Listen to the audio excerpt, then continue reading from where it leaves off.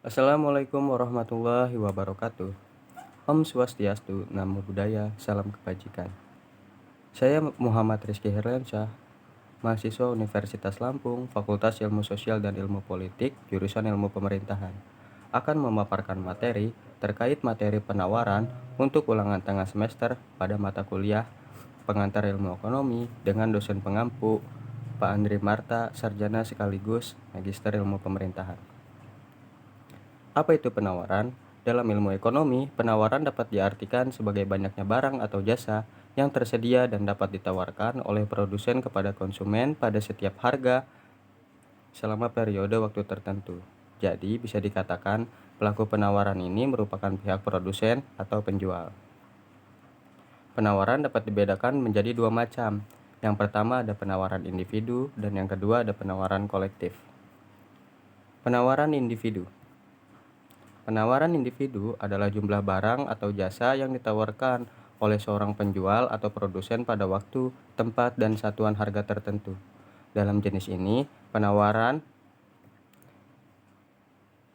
penjual bisa menawarkan berbagai jumlah barang kepada konsumen. Penawaran individu bersifat langsung dan tidak melalui perantara. Contoh dari penawaran individu yaitu ada pedagang di pasar menawarkan daging ayam kepada seorang pembeli. Lalu ada juga contoh yaitu seorang wirausaha menawarkan kue bolu buatannya kepada pembeli dengan harga 25.000 per kotaknya. Yang kedua ada penawaran kolektif. Penawaran kolektif adalah jumlah keseluruhan suatu barang yang ditawarkan oleh penjual di pasar. Penawaran kolektif dapat dilakukan oleh penjual perorangan atau beberapa penjual yang menjual barang kebutuhan untuk konsumen. Oleh karena itu, penawaran kolektif tidak hanya digunakan oleh penjual, tetapi juga dapat dilakukan oleh beberapa penjual yang menjual barang untuk kebutuhan konsumen. Contoh dari penawaran kolektif yaitu sebuah toko bunga menawarkan diskon untuk pembelian bunga pada hari Valentine atau Hari Ibu. Hukum dari penawaran. Hukum penawaran adalah aturan utama dalam penawaran yang mempertimbangkan faktor-faktor yang mempengaruhi produsen saat menawarkan barang atau jasa kepada konsumen. Hukum penawaran menyatakan bahwa semakin tinggi harga suatu barang, maka semakin banyak jumlah barang yang ditawarkan oleh produsen. Sebaliknya, jika harga suatu barang turun, maka jumlah barang yang ditawarkan oleh produsen akan menurun. Hukum penawaran juga mempertimbangkan faktor-faktor lain seperti biaya produksi, teknologi, dan persaingan pasar. Faktor-faktor ini dapat mempengaruhi jumlah barang yang ditawarkan oleh produsen pada berbagai tingkatan harga. Contohnya smartphone. Minat masyarakat terhadap smartphone sangat tinggi dan harganya pun cukup tinggi. Maka dari itu, produsen meningkatkan jumlah produksinya untuk memenuhi permintaan pasar. Kurva penawaran. Kurva penawaran adalah grafik yang menggambarkan hubungan antara suatu barang dengan jumlah barang yang ditawarkan oleh produsen pada waktu tertentu. Kurva penawaran menunjukkan bahwa semakin tinggi harga suatu barang, maka semakin banyak jumlah barang yang ditawarkan oleh produsen.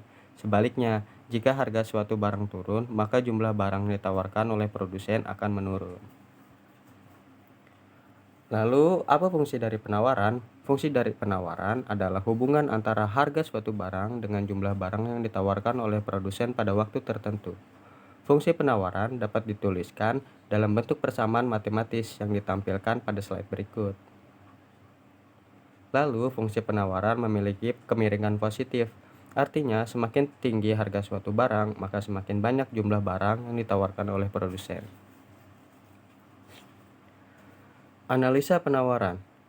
Analisa penawaran adalah proses mempelajari hubungan antara harga suatu barang dengan jumlah barang yang ditawarkan oleh produsen pada waktu tertentu.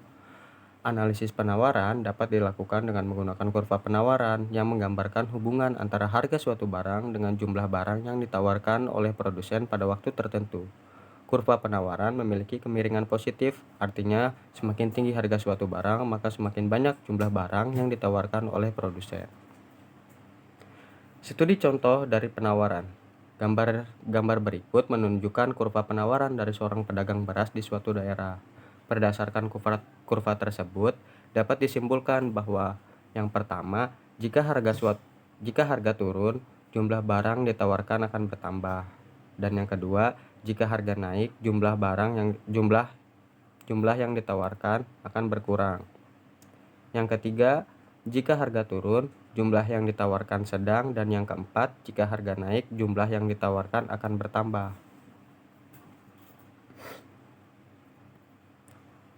Demikian presentasi dari saya, kurang lebihnya mohon maaf, kepada Allah saya memohon ampun.